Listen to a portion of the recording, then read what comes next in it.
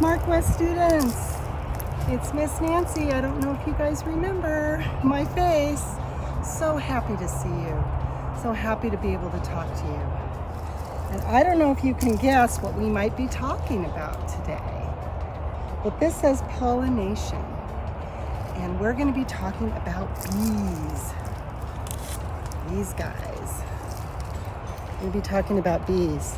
And first, I have a book that I want to read you called In the Trees, Honeybees. And then we're going to go out into the garden and look for some things from the book. Ooh, morning light, warm and bright. In the trees, honeybees. When bees are not in hives, they often make a hive in a tree, in a hollowed out tree. Blossoms out, dancing scout. So look, they're looking to find some flowers to collect nectar and pollen. Many wild bees live in hollow tree trunks. Sisters fly through the sky. Soon thousands of honeybees leave the hive to find blossoms. These honeybees are called worker bees. They are all sisters. They are all female and they are all sisters. Look at these beautiful flowers, like the flowers that we have in our garden. Nectar sweet, pollen treat. Worker bees collect nectar and pollen to feed the colony. As they fly from blossom to blossom, the bees drink the sweet nectar and collect powdery pollen on their legs. And on here, I hope you can see the pollen on the legs. They have pouches on their legs. These are honeybees.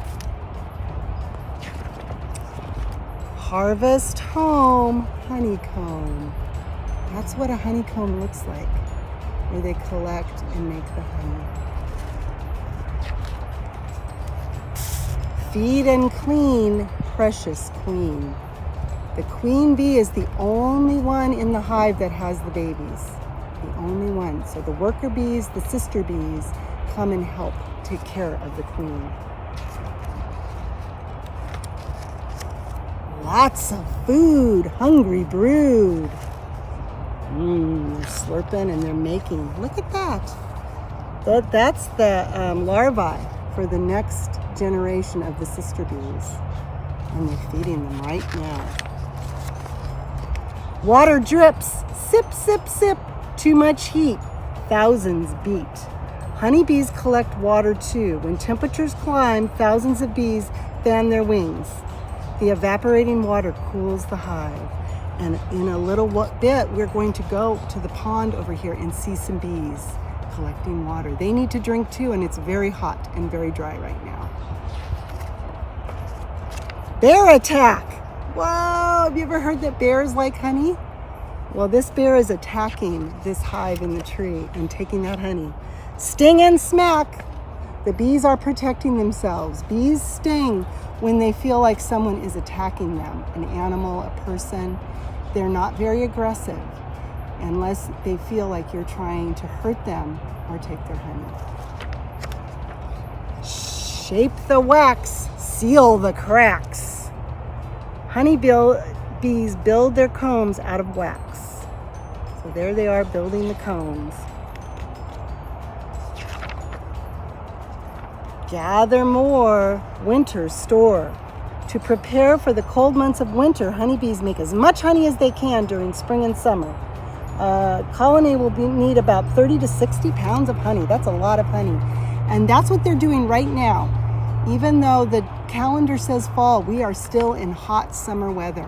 And that is what they are doing right now. So they're out in our garden collecting nectar and pollen. Fading light, homing flight. Bees are out during the day and then they go back to the hive. They are not out at nighttime. Chilly night, cluster tight. So on the chilly night, they are in their hive. Morning light, warm and bright. in the trees, honeybees. We're going to go out into the garden and find two plants, flowers that honeybees love. One is the sunflower, and one is this blue and white flower that we have. We have some blue and some white, and it's called borage.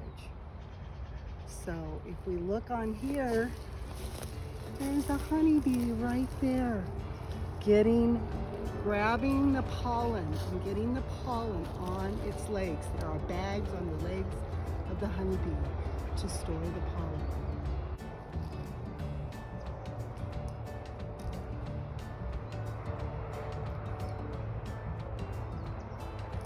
These love borage, and we have a big patch of borage here.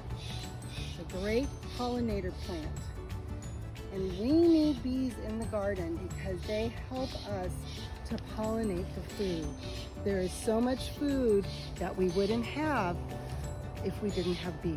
And bees are in trouble.